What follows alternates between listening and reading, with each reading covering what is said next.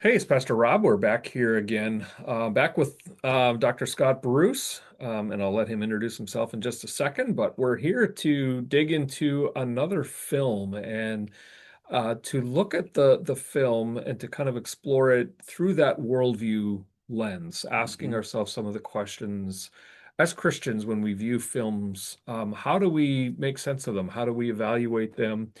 What makes a film a good film, and how and where does the Christian message either fit in with or challenge the ideas that we see on the big screen? Mhm. And so before we get into what movie we're going to be looking at, I want Scott, why don't you introduce yourself Sure. and then we'll give the big reveal. Yeah. Yeah, I'm Scott Bruce, and I am actually a professor of history and humanities out at Corban University. And as part of my teaching slot or my teaching schedule out there, I typically pick up some courses outside of the history curriculum and dip into some worldview film philosophy courses with the humanities curriculum as well. So I teach a film class very regularly out at Corbin, and I also teach a number of other philosophy-based classes out there as well. And one of my major objectives with this is to bring philosophy and worldview to bear for our students in some very attractive Hmm. ways, and that includes trying to connect them to these ideas through the realm of pop culture. So trying to wrestle with the ideas that are presented through film is a very consistent pattern that I get to bring my students Yeah. around to considering. And we're looking at a very yeah, it's a film that did quite well. It has a huge ensemble cast of a lot of well-known names. Hmm. It won at least two Academy Awards as well as a host of other Hmm. international awards as well. The film is Black Hawk Down, directed by Ridley Scott, and I think Jerry Bruckheimer. I think he got credit for Hmm. directing as well.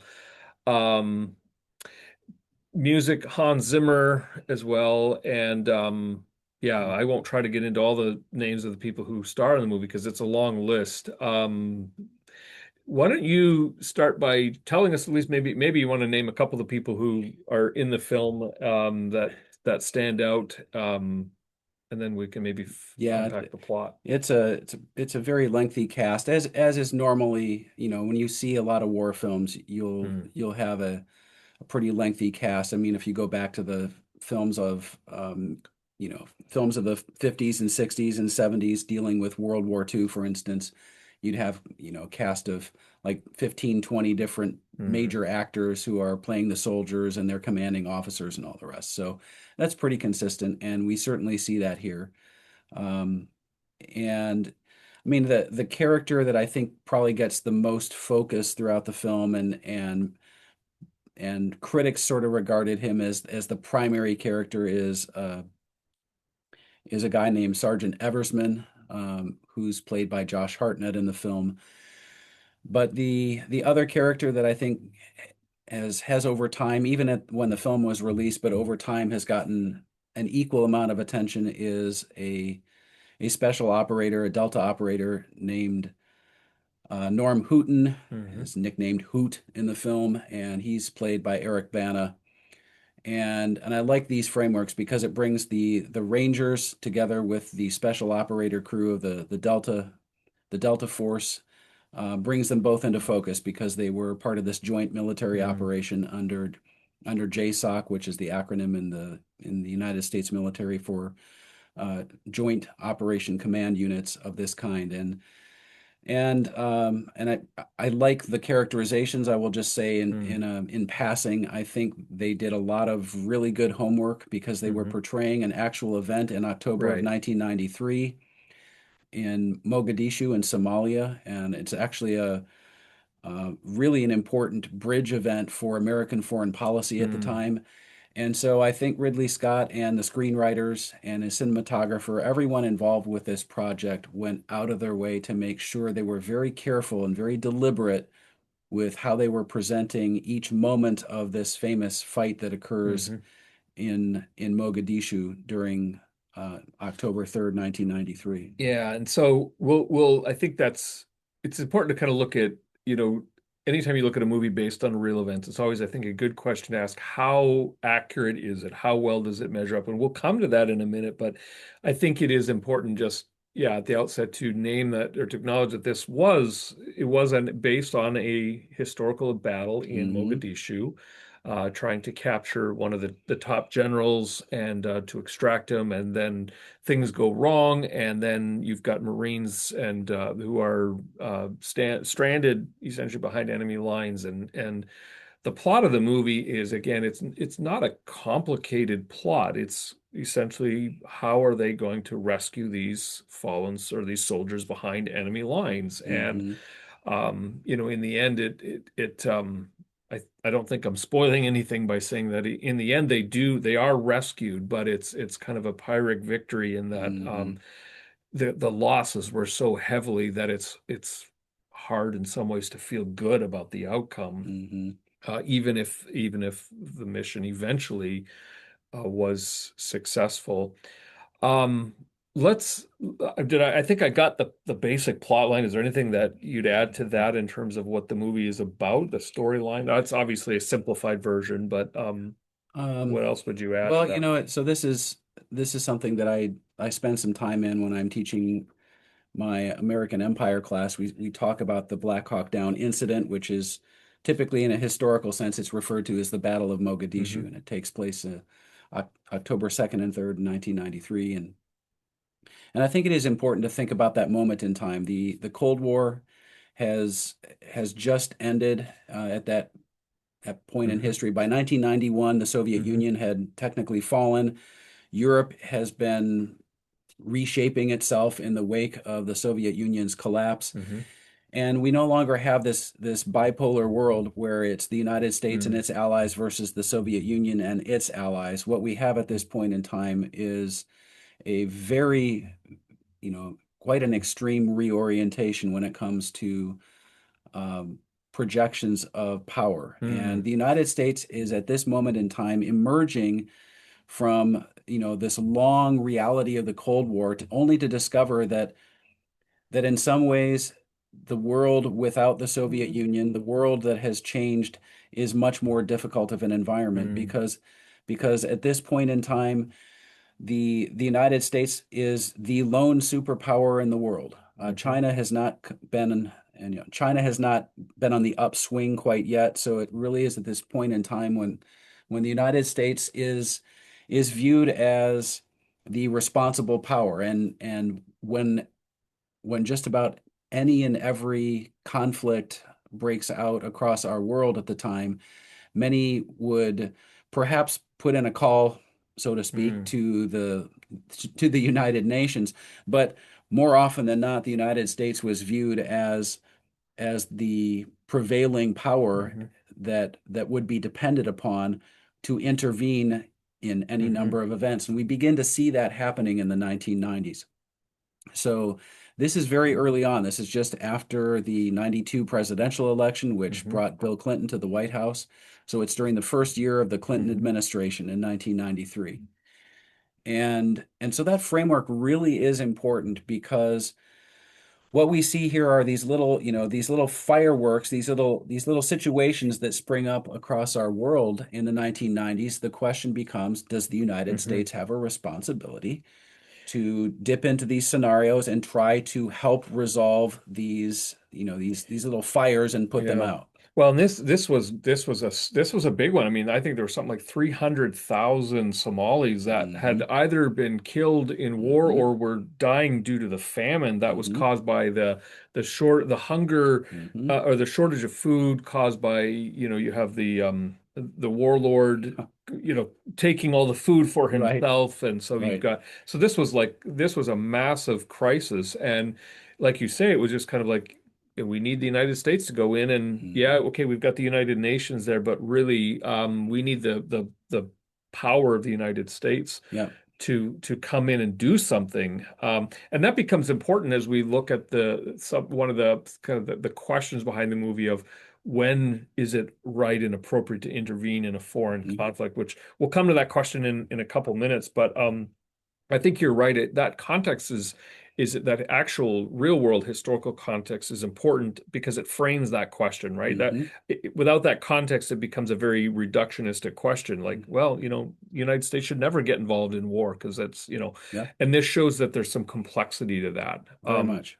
So when we think about so that's kind of the general framework of the movie, and some of the background. When we think about how the movie is done. Where do you think this movie succeeds in terms of its aesthetic qualities and the beauty of the movie itself? I mean, from an artistic perspective, if we think about the cinematography in the film, it is very effective. The set pieces are well constructed. Hmm. They do a really nice job of portraying.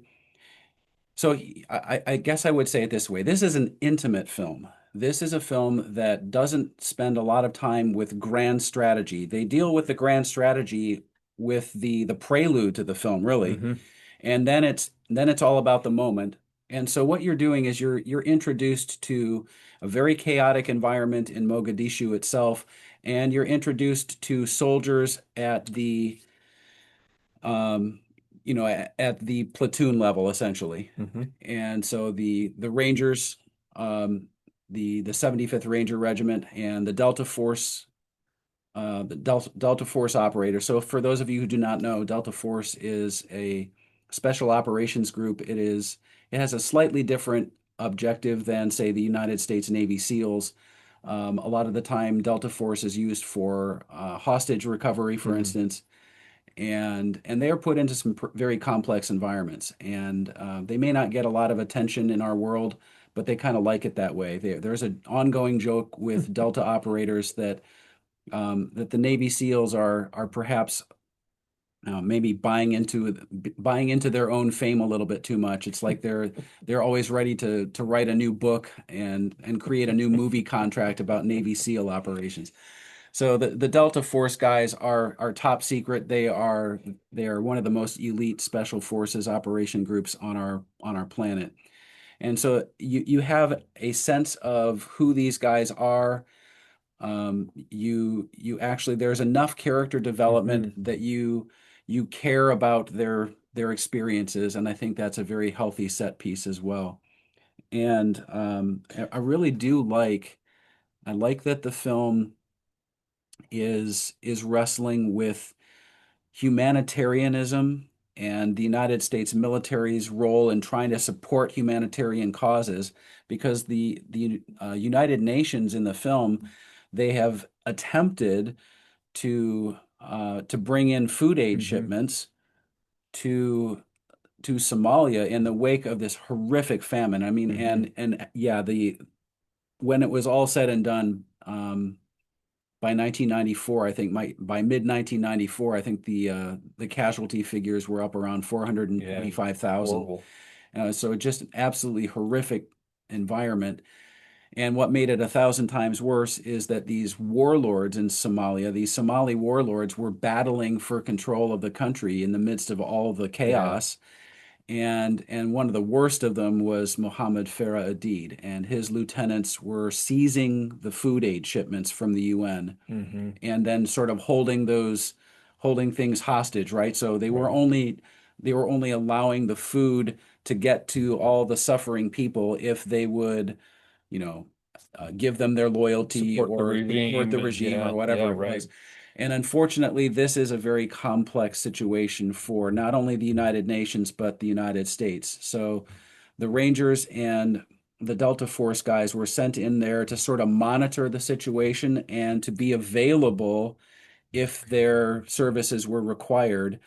But in this film, they get the news that Mohammed Farah Aidid's some of his lieutenants are meeting in this hotel in downtown Mogadishu, and they feel the time is right to seize Hmm. them in order to get intel that will be useful to hunt down and find Aidid himself.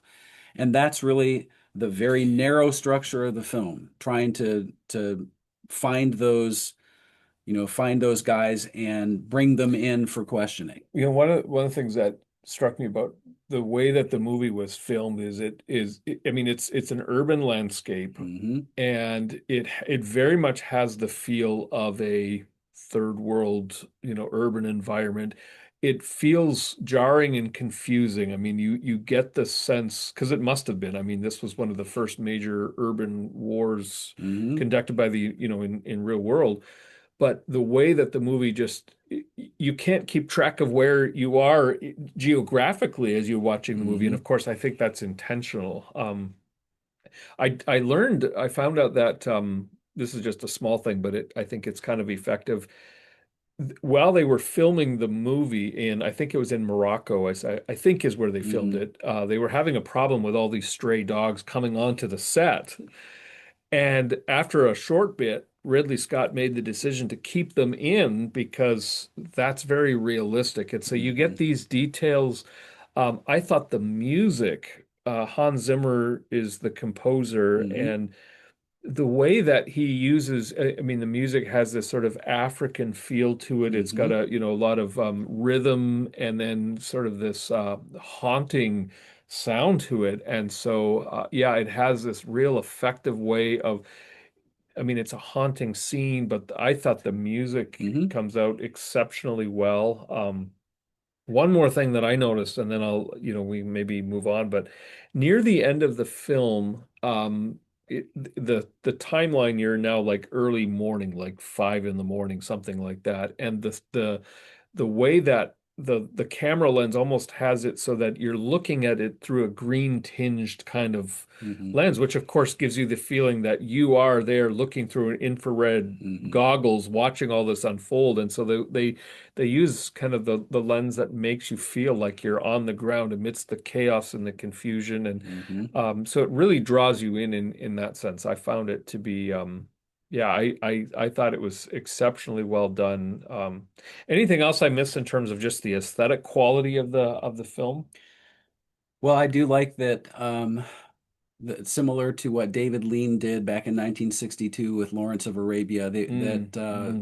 that Ridley Scott and his cinematographer are really trying to capture the various hues that are on display at various Mm, times of day. And so yeah, you have the sandy environment in and yeah, around Mogadishu itself, but it's right on the coast, so you also have the cobalt blue of yeah, the ocean, yep. which is full of sharks, as we're reminded Yeah, in the right, film. right. And Yeah, there's that one scene where one soldier looks like, because they're flying over it, and he yeah, says, "It almost looks like I want to come here and yeah, visit." I want to come and go Almost. swimming.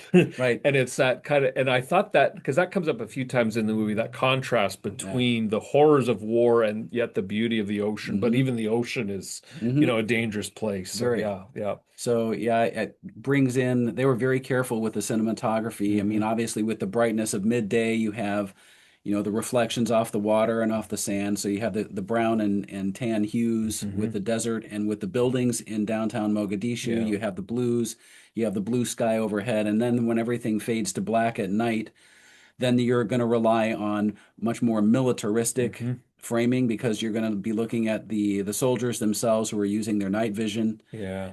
and all of it's framed very effectively with the color, with the color palettes. So just from an artistic perspective, it is set up very, very well. Yeah. Hans Zimmer, who had just done the wonderful score for Gladiator the Gladiator. Yep. previous year, Yep. is brought in to do this film. And as I said a little bit ago, I'm very this is one of those films. It's a rare film that does this. They almost treat this film as if it's a documentary. Hmm. They approach it as if it's a film to be sure, and it's meant to be a movie that movie watchers can just sit through and watch. But there is a documentarian quality to it, and especially because Yeah. they go minute by minute. Once Right. once the once the soldiers are coming into Mogadishu, once the helicopters are flying overhead and they're shot down, you're walking through this Right. with the soldiers, The pace and really it's slows really very down. impressive. Yeah. Yeah. And you feel like you're there. Right. You feel like you're one of the either the Rangers or the Delta Delta Force Force. guys. Yeah, it almost, I mean, as I was watching it, there were parts where I almost had some of that not Hmm. anxiety, but the angst of like, yeah, this really feels almost constricting, like you're Hmm. stuck here. Hmm. And maybe that's a good segue into kind of next thing I wanted to probe a little bit, which is um why produce a war film? What do you think Ridley Scott and Jerry Bruckheimer and the author or the writers, what do you think they're trying to do when they produce a war film? Because there could be multiple reasons behind Mm. a film in this genre. Like, but what do you think they're trying Well, to do here? yeah, let's think about the tone of this film as opposed to, say, Saving Private Ryan Hmm. by Steven Spielberg. And in that film, without going into much detail, in that film, I mean, it's certainly in some ways it's still a film where you're exposed to the violence of World War II, and you very much see the horrific realities of war, and you come Hmm. face to face with those. But there's also a patriotic tone Hmm. to Saving Private Ryan, Right. given the realities of the Second World War and fighting against Nazism and all the rest. And in this film, there isn't really that same sense, but it's not because Ridley Scott and the filmmakers or Mark Bowden, who wrote the The book Black book, Hawk yeah. Down.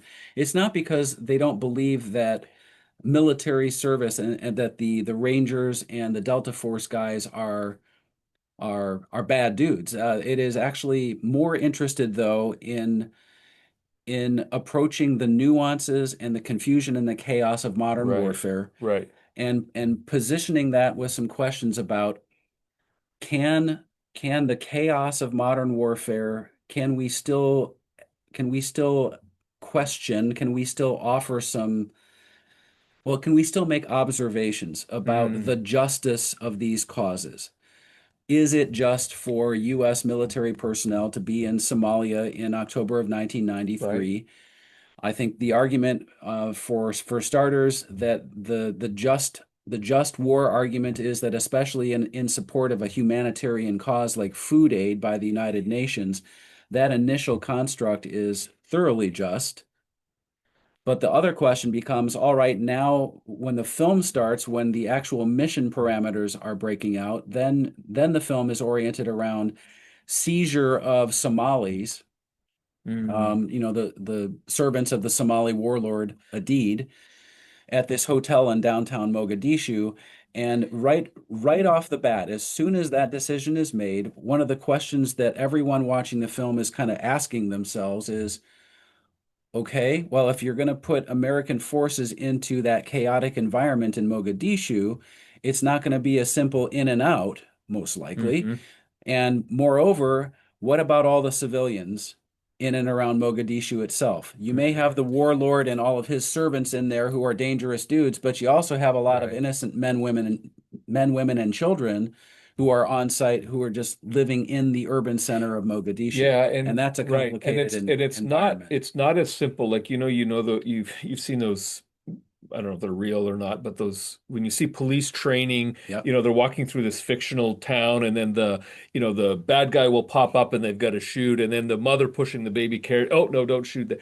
And what you see so that's obviously a kind of almost a humorous thing, but in Mogadishu, that's what they were really having to Hmm. do, but it wasn't as clear cut as that because there's a scene near the end, and I don't think it gives away any of the plot, but where this woman kind of jumps up and she has a gun. And so it's this instantaneous, you've Hmm. got a woman, normally you wouldn't want to shoot an innocent woman. Hmm. She's a civilian, she's not a soldier, and yet she's holding I don't know what kind of weapon it was.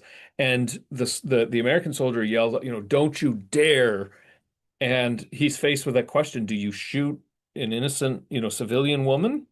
Or do you nod and take the risk? So it raises these Yeah. complexities of warfare. And I think you're right. Like sometimes war movies tend to be they either tend to be overly, I don't want to say patriotic, but overly like rah, this is, war is great and how cool is Hmm. this? Or they tend to be, overly cynical and, all war is always wrong. Hmm. this movie doesn't do either of those things. It Nope. it lets us, it kind of brings us into the tension and the complexity of, war is horrible, Hmm. and yet doing nothing is horrible. That's right. So what do you do Well, about it? it frames it really well because no one watching the film can wonder about whether Adid and all of these lieutenants and warlords and all of the guys that they have bought off, all the Hmm. mercenaries that are now serving Adid, you don't have to wonder if they're bad guys. They're bad guys. Right, And they're hurting right, people. right. They are They're making shooting the civilians as they're trying to get rice and that's right. grain, and yeah, They are nasty, rotten, horrible dudes. They are evil. They have given themselves over to evil yep, and they are committing atrocities. So you don't have to wonder about that. What makes the environment complex, of course, is that as the soldiers move in to seize these lieutenants of Muhammad Farah Adid, as the U.S. soldiers are moving into this scenario, the environment, it's not going to, as you said, it's not like a training sequence. hmm The environment is thoroughly chaotic. hmm You have Adid's lieutenants who are there, they're dangerous. You have the mercenaries that they have bought off who are hmm chewing something called cot, hmm which is It's a kind of a drug, it is isn't a it? I mean, drug. it's sort of a poor man's It is, and heroin or it's a something. hallucinogen among Yeah. other things, but it also gets you, also gets the individuals who use it very hopped up, hmm and it's sort of like a I've heard it described as a cocaine high, Yeah. even though it also has a hallucinogenic quality to it. Yeah. So those guys are really, really dangerous. Then you have civilians in the city who don't know where to stand. Like they don't know if they should be, neutral. They don't know if they should be willing to work for Adid's lieutenants and mercenaries. They don't know if they should be helping the U.S. soldiers, but they are very wary of the United States because Right. they view the United States presence here as a foreign power Right. that has inserted itself. And so you have this chaos that's just about at every turn. And you realize that these soldiers are moving into an environment where they are going to be forced to make some very difficult Yeah. choices with their target packaging. Yeah. How do you decide who and what to shoot? If someone's shooting at you, well, then you're going to return fire, but you've got to be Right. very careful about your framing. Yeah, So, because at the beginning of the movie, those were the rules given by the UN, and so they're yeah. trying to, even though there's this horrible shooting going on at the food distribution site, the rule is don't shoot unless they're shooting at you. But then Hmm. once the chaos and things go kind of badly and the scene is getting chaotic, then those rules go out the window out of by necessity. I mean, you can't, Yeah. it's so yeah, it becomes a difficult environment, Yeah, it and it does. raises yeah, it points us to that challenge. And I think that Ridley Scott and his screenwriters and Mark Bowden, I think one of the major points is that in modern warfare, especially in environments like Mogadishu, where things become so chaotic, even if you have the best of intentions, Hmm. you're entering a chaotic environment that is so inherently unpredictable, Yeah, so inherently difficult to figure out. right. It means that the casualties that will pile up will not only be yours, there will be others Yeah, around you. They may, in fact, be right, innocent civilians. right, It is just a horrific right. environment. Because by the end of it, you've got there are a number of American soldiers who Mm. die, Hmm. and are quite a number more who are injured. There's anywhere from 700 to 1,000 Somalis who were Hmm. left dead. Hmm. And it's like, so who wins, right? And then Yeah, it's so one of the questions that I think, anytime you look at a movie that's based on real life events, I think one of the questions you have to ask is how well does the movie stay faithful to the actual event? So what is your take on that? Does the movie get it yeah, right? Where does it maybe miss it a little bit? yeah. I mean, look, there's a little bit of compression here and there as far Mhm. as the timeline. Some of that is just for the nature. You can't have a film that drags on for six Mhm. hours, right? So they have Right. to compress a couple of things. There were some characters that were composites, that weren't real life individuals, and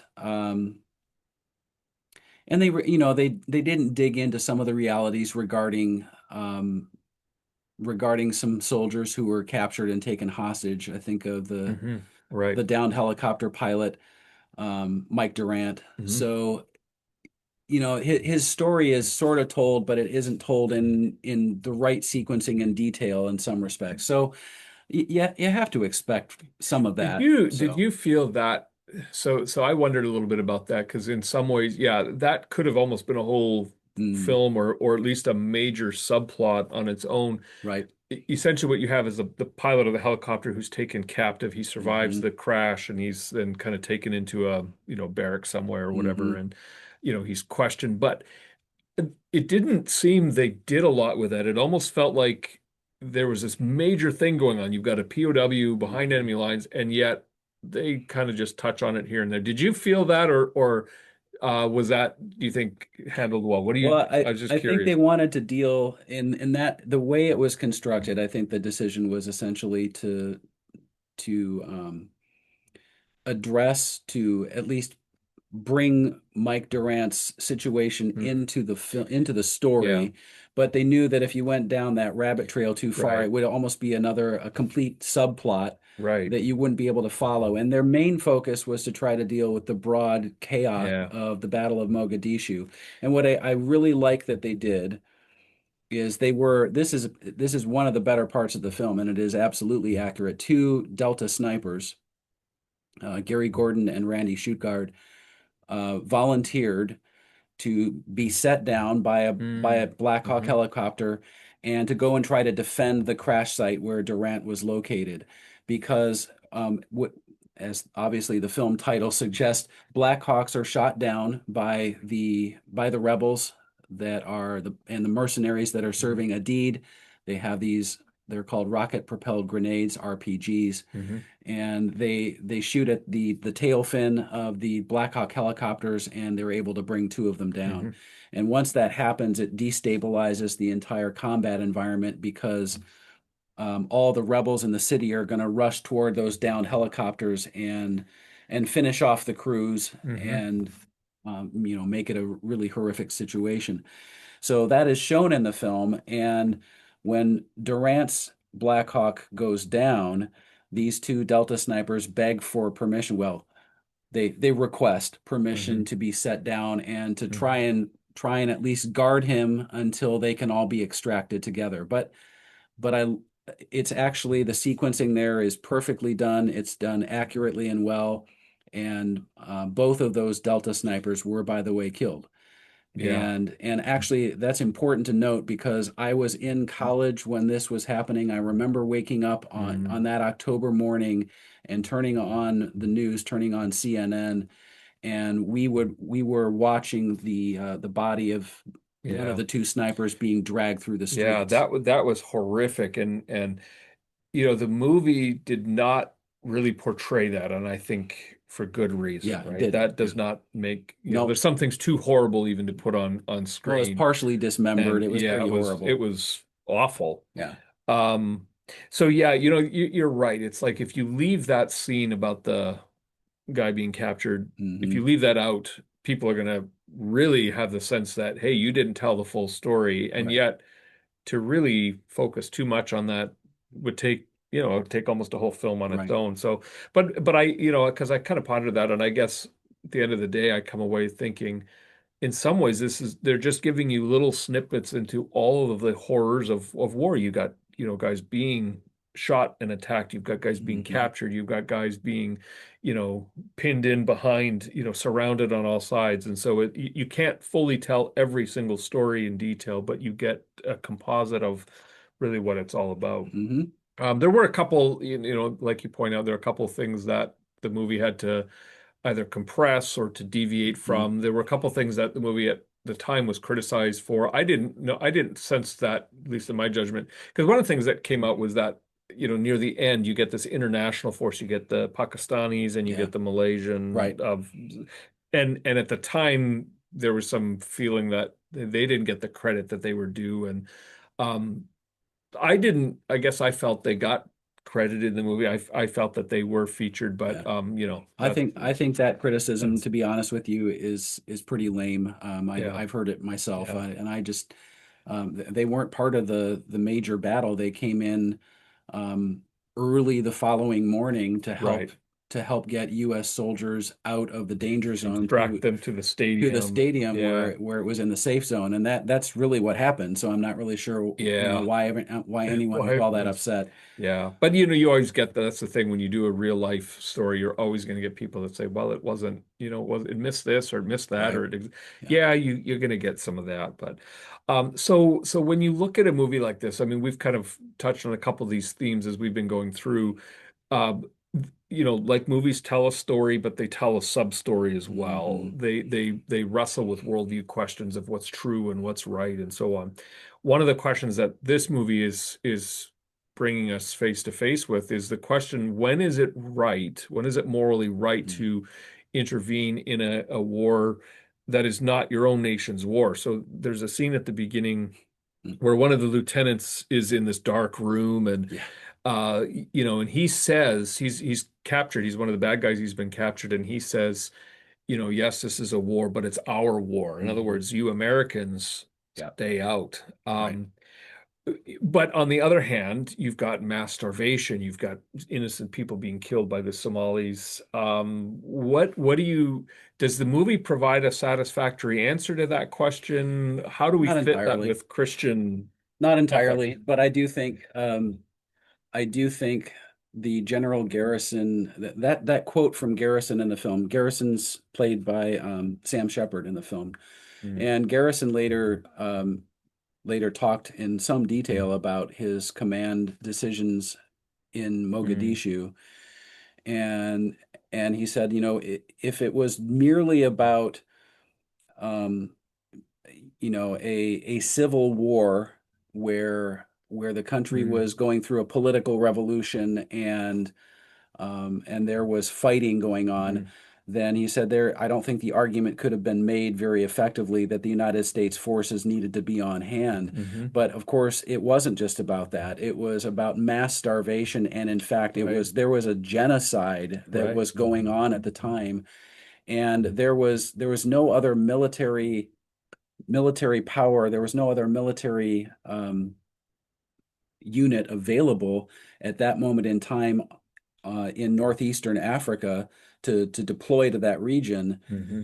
And so I think the argument absolutely can be made that, especially in a situation where you have genocide going on, that um, the United States forces can be used as partners with the United Nations in a moment like that. Well, yeah, because So, what was it, a year, 2 years later, and you had the genocide in Rwanda, and right? go, yeah, and then we failed in that And then one. we didn't do anything there.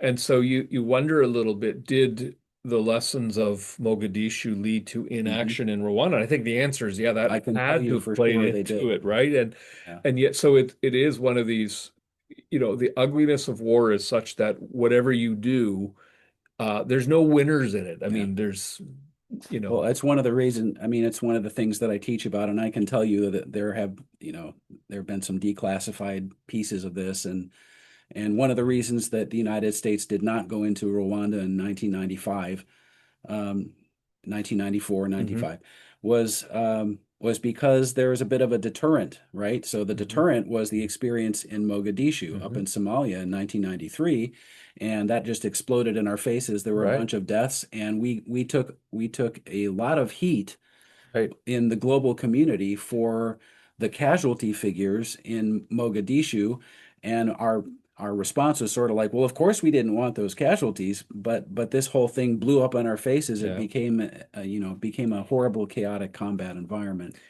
And So, and some of that relates to kind of the second theme, which is so it's not so much about do you intervene or not intervene. I mean, that's in the movie. mm, We've discussed that, but also the I don't, maybe it's not the right way to say this, but the idealism of war versus the reality of war. In other words, you get some people right. that go into it with these very either lofty kind of heroic mindset or high patriotic or even a sense of like adventure. Like you had a Mm, couple of the soldiers that yeah. they're going to be put on this mission and they're sort of like, this is, they don't quite say it's going to be fun, but they they have this sense of this mission is going to be easy. And, one guy puts his blood type on the bottom of his boot and everybody just kind of ridicules him. Like, what do you need that for? And yet, so you got kind of this bravado, but you also have then that's counteracted by like, oh, this didn't go as planned in the Hmm. most horrific way. Hmm.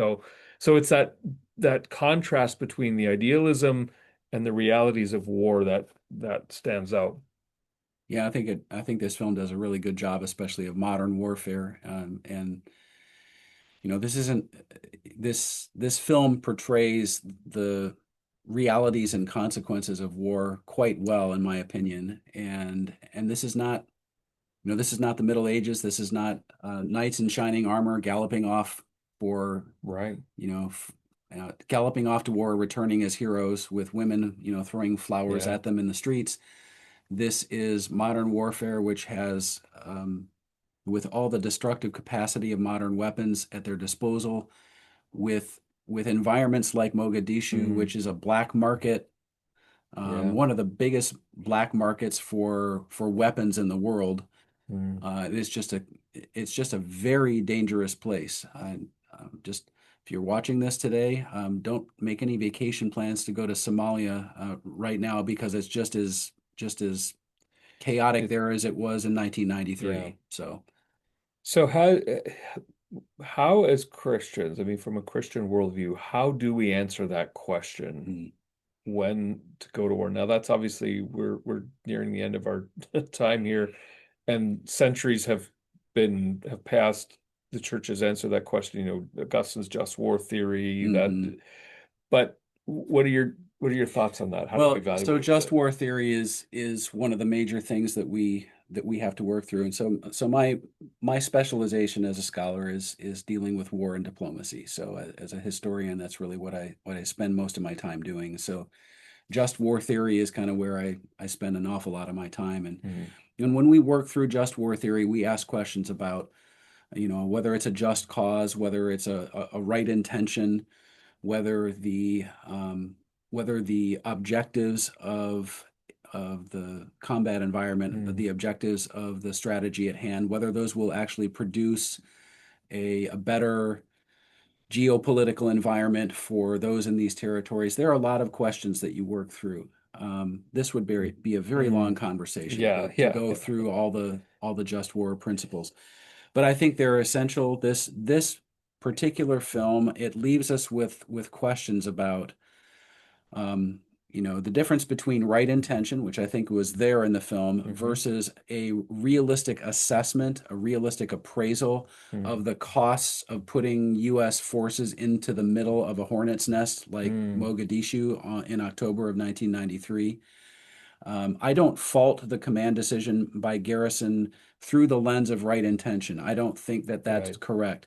I think that there was every right intention. They Sure. believed they could get in, they could get out, and that the capturing of these Adid lieutenants would actually help to It would bring advance down the the danger. objective of the whole It operation. absolutely Yeah, would, right, including the right. United Nation Exactly. operation. So Right. that all of that could arguably could be said, but of course what they didn't really assess well is that once you put those forces into that hornet's nest, you are you are almost ensuring that Yeah. there are going to be casualties, there are going to Yeah. be deaths, and they aren't going to just be military personnel. Yeah. And that, I think, is just one of the crucial Yeah. compositions with this film. Yeah. It's an excellent film. I mean, it's honest, I think. I think that's one Hmm. of the key things, as Christian, you think through, how and when do you evaluate a film? I think telling the truth about something like war is really important. Hmm. You're not glamorizing it. You're not, glossing over the pain of it. There's that scene where, one of the soldiers calls home and he Yeah. just misses talking to his wife, who, by the way, is actually in real life is played by Ridley Scott's wife. And it sort of captures that, oh, this is hard, this is painful, and so I think in that sense it really is an exceptionally well done film, really worth Hmm. worth watching. But it's not one of these like, first date kind of No, feel good type no, movies at all. And that's as it should be, right? That's as it should be. it So, absolutely is. Yeah, that phone call scene is was actually real. mm, It was one of the two Delta snipers who ends up getting killed, and yeah, and he did indeed call his girlfriend, yeah, leave a note, leave a message for yep, her. I really I highly recommend the film if you're able to handle the depictions of yeah, modern warfare. But I would just warn anyone who's considering watching it, if depictions of warfare and violence are troubling to you, this is a yeah, film that will really test you. So just yeah, make sure right, you understand what you're right, getting yourself into a little bit. right. It, But it does, the depictions are they're unblinking. Okay, so hmm what their purpose is not to gloss over the realities of warfare. The purpose really, conversely, the purpose is to reveal the realities yeah, of modern warfare in right, some very blatant ways. Um, and and I think there's a lot of purpose in that. yeah, I think you get a real sense of the chaos, you get a real sense of the sacrifice right, and the nobility and the courage of these U.S. soldiers in particular. That is all very much there. right. Um, I think my personal favorite character, I don't know who you would probably say, but I think my personal favorite character happens to be Eric Bana's depiction of Norm Hooton of Yeah, Hoot. yeah, yeah. Um, he's a Delta Force guy, so he's one of the very few. I mean, those Delta Force special ops guys are probably some of the most highly trained in our world. I would argue probably even Mm, more highly trained than Navy SEALs in some ways. And so he's seen it all, and he's still. I think the thing that touches me the most with that character is that he's been in these chaotic environments. The Mogadishu battle that they've all been living mm, through has been horrific for him as it has been for everyone else. Um, but he views his service as just that. He is yeah, serving, and he's prepared to keep serving. And he once the one of the most powerful scenes in the film is when they get out of the combat zone. So they're the morning after the major fight takes place, they get out of the combat zone and get back to the stadium. hmm Yep, yep. And so the Eversman character played by Josh Hartnett is barely standing, and hmm he's just exhausted because of everything they've just lived through. And he clearly just needs to go and keel over and sleep for about 6 days. Yeah. And of all things, the Hoot character goes and collects some new equipment because his has been damaged. He puts on some more body armor and he starts walking back out Right. Right. because there are still men down in the city and he needs to go and find them. Right. And that's a very powerful scene. It's a very powerful reminder of how hard that job must be for the Yep. soldiers who are involved, and that's what they train for. And Yep. I think it's a very poignant moment in the film, to be honest Yeah, with you. indeed. Indeed. So, Well, that's maybe a good point to end too, because it kind of leaves us with that both that image of both the difficulty, but also yeah, the people that commit themselves to that. The hmm again, you don't want to venerate people, but you also need to appreciate they face grave danger for the sake of others. hmm I think it's the sergeant, he says, I was trained to make a difference, right? yeah, There's a sense that this is not about trying to seek glory for self, but it's about trying to serve others who hmm can't serve themselves. I mean, the hmm starving people of Somalia and the people who are being brutalized by these warlords. And so, yep, yeah, great movie, well worth watching. very much. Yeah, thanks for sharing your thoughts and good discussion. Welcome. It was fun. Yeah, we'll do it again. Cool.